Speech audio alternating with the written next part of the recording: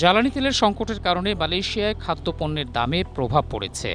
মুরগির মাংস, রান্নার তেল, চাল এবং দেশটির অন্যতম জনপ্রিয় খাবার নাসি লেমাক প্যাকেটের দাম বেড়েছে কয়েক গুণ। এর ফলে মালয়েশিয়ানদের পাশাপাশি দেশটিতে বসবাসরত প্রবাসীদের মাসিক খরচ বৃদ্ধি পেতে যাচ্ছে।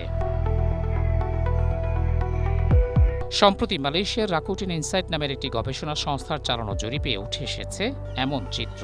জরিপে বলা হয়, দেশটির ৮৪% মানুষই ব্যক্তিগত গাড়ি ব্যবহার করেন, কিন্তু গাড়ির পেট্রোল কেনার চেয়ে খাবার দাবার কেনা নিয়ে এখন বেশি চিন্তিত তারা, যদিও মালয়েশিয়া সরকার জ্বালানি তেলের ওপর ভর্তুকি দিয়ে থাকে। স্ট্রবেরি সুপার ডটেড ও ক্লাসিক ভ্যারিয়েন্টে সেন্সেশন জাগুক শিহরণ।